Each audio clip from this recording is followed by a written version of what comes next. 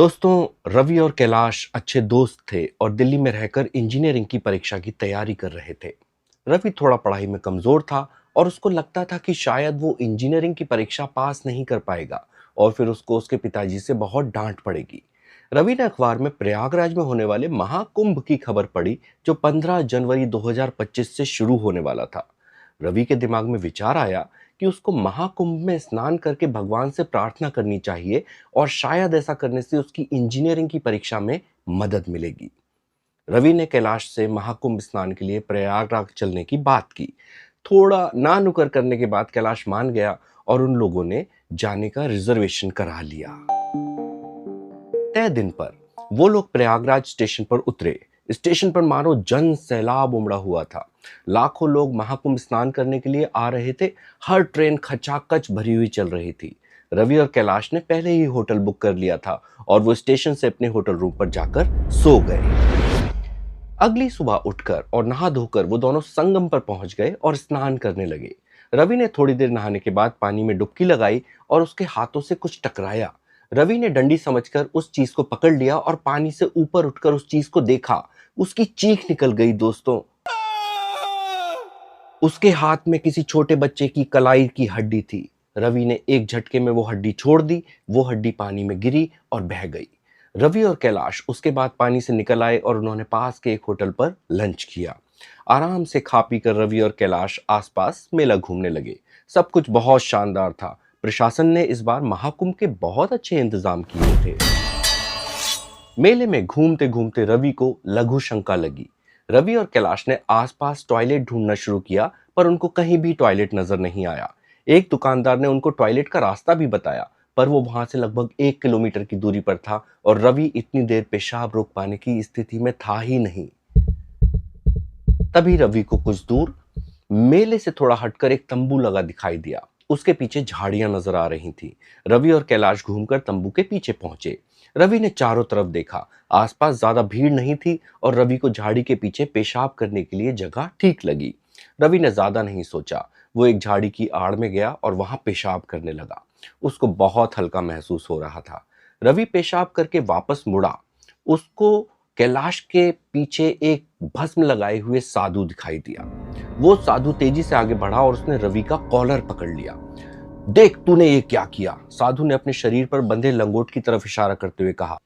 रवि ने देखा उस साधु का लंगोट एक तरफ से गीला हो रहा था। रवि की नजर जमीन पर पड़ी। उसका पेशाब झाड़ी से निकलकर टेंट के अंदर गया था और रवि को यह समझते देर नहीं लगी कि वो टेंट उस साधु का ही था। रवि ने हाथ जोड़ लिए और साधु से माफी मांगने लगा। साधु चुपचाप उसको देख रहा था। रवि हाथ जोड़कर माफी मांगे जा रहा था। साधु ने अपने गले में पड़ी स्फटिक की माला उतारी और रवि की तरफ बढ़ा दी। तुझे इस पाप से निकलना है तो इस माला को धारण करके रखना। इतना बोलकर साधु ने वो स्फटिक की माला रवि के हाथ पर रख दी और वापस अपने टेंट में चला गया। रवि ने कैलाश की तरफ देखा। कैलाश ने रवि को वहां से चलने का इशारा किया और वो दोनों वहां से निकल गए। रास्ते में ट्रेन में रवि ने अपनी जेब से माला निकाली और अपने गले में डाल ली। उसको लगा शायद ऐसा करने से उससे जो पाप हुआ था वो कट जाएगा। वो आराम से अपने घर वापस पहुंच गए। अगली सुबह रवि दिल्ली से अपने माँ बाप से मिलने मुरादाबाद चला गया। वहां पर उसकी बड़ी बहन की सगाई होने वाली थी। मुरादाबाद में रवि अपने घर पर रात में सोया हुआ था कि उसको एक सपना आया। उसने देखा कि वो अपने पिता के साथ एक सुनसान रास्ते पर चला जा रहा था कि अचानक उसके पिता का शरीर रूप बदलने लगता है। उनके शरीर पर बड़े बड़े बाल आ जाते हैं। कुछ ही देर में वो एक भयानक शैतान के रूप में बदल जाते हैं। रवि वहां से भागने की कोशिश करता है, पर शैतान के रूप में उसके पिता उसके पीछे भागकर उससे टकराते हैं और उसके शरीर में समा जाते हैं। रवि चिल्लाकर उठ जाता है। उसको अपने गले पर बहुत जलन महसूस हो रही थी। उसने छूकर देखा। उसने जो साधु की दी हुई स्फटिक की माला पहन रखी थी वो बुरी तरह से तप रही थी। रवि ने एक झटके में वो माला अपने गले से निकालकर फर्श पर फेंक दी और वापस अपने बिस्तर पर लेट गया। बुरे सपने की वजह से वो पसीने से भीग गया था और वापस दोबारा सोने में उसको काफी समय लगा। अगले दिन जब वो सोकर उठा तो घर में मातम का माहौल था। उसको पता चला कि अचानक से लड़के वालों ने सगाई करने से मना कर दिया है और उसकी बहन की सगाई टूट गई है। रवि की बहन का रो रो कर बुरा हाल था। उनके द्वारा इस तरह अचानक सगाई तोड़ देना किसी को समझ नहीं आ रहा था। उसके अगले दिन रवि वापस दिल्ली गया। जब वो रास्ते में था तब उसको उसके पिता का फोन आया, जिसमें उन्होंने उसको बताया कि उसके रूम में अचानक से आग लग गई और सब कुछ जल गया। गनीमत ये रही कि समय से पता चल गया और समय रहते आग पर काबू पा लिया गया था। रवि भारी मन से दिल्ली पहुंचा। जब वो दिल्ली वाले घर में पहुंचा तो कैलाश घर पर नहीं था। उसने अपने कपड़े और सामान निकालकर रखने शुरू किए और तभी उसकी नजर उस साधु की दी हुई स्फटिक की माला पर पड़ी। वो भौचक्का रह गया। वो माला तो उसने उतार कर फेंक दी थी। रवि को लगा शायद उसकी माँ ने वो माला उठाकर उसके बैग में रख दी होगी और रवि ने वो माला अपने बाहर रखे डस्टबिन में डाल दी। अगली रात रवि को फिर एक सपना आया। इस बार उसने सपने में फिर से अपने पिता को शैतान के रूप में बदलते देखा, जो उसको मारने के लिए झपट रहा था। रवि फिर डर से उठकर बैठ गया।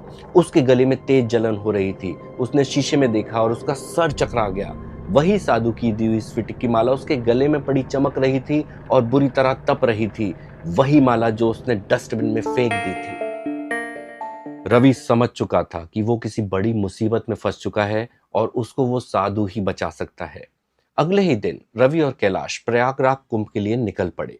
उनको ट्रेन में रिजर्वेशन नहीं मिला, इसलिए बड़ी कीमत देकर उनको टैक्सी से जाना पड़ा। 700 किलोमीटर सफर तय करने में उनको 12 घंटे से भी ज्यादा का समय लगा, पर आखिरकार वो प्रयागराज पहुंच गए। रवि और कैलाश ने वो पूरा इलाका छान मारा जहां पिछली बार उस साधु का टेंट लगा हुआ था, पर उनको वो साधु या उसका टेंट कहीं दिखाई नहीं दिया।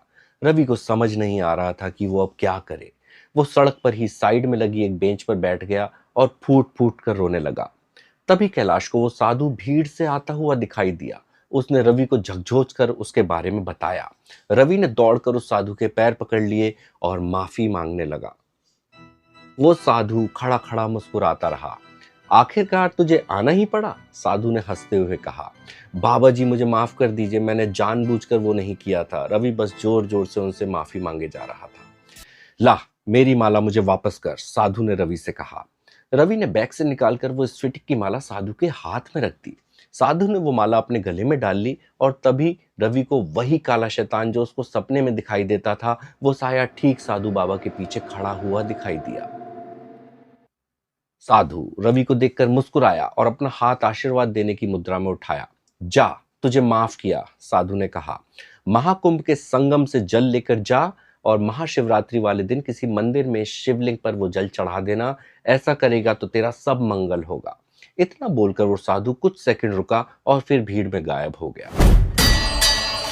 रवि ने एक खाली पानी की बोट खरीदी, संगम घाट से उसमें जल भरा और फिर रवि और कैलाश वापस दिल्ली आ गए। अगले ही दिन रवि को उसके पिता ने बताया कि उसकी बहन की होने वाली ससुराल के लोगों ने सारी गलतफहमियां दूर कर दी हैं और जल्दी ही एंगेजमेंट हो जाएगी। रवि ने साधु बाबा के बताए तरीके से शिवरात्रि वाले दिन शिवलिंग का संगम का जल अर्पित किया। रवि के परिवार के साथ होने वाली परेशानियां धीरे धीरे दूर होने लगी और रवि खुद एक पॉजिटिव चेंज महसूस करने लगा था। दोस्तों, एक छोटी सी गलती, चाहे वो अनजाने में ही हुई हो, हमें बहुत नुकसान पहुंचा सकती है। बहुत बहुत ख्याल रखिए अपना और अपने परिवार का। जुड़े रहिए हमारे साथ।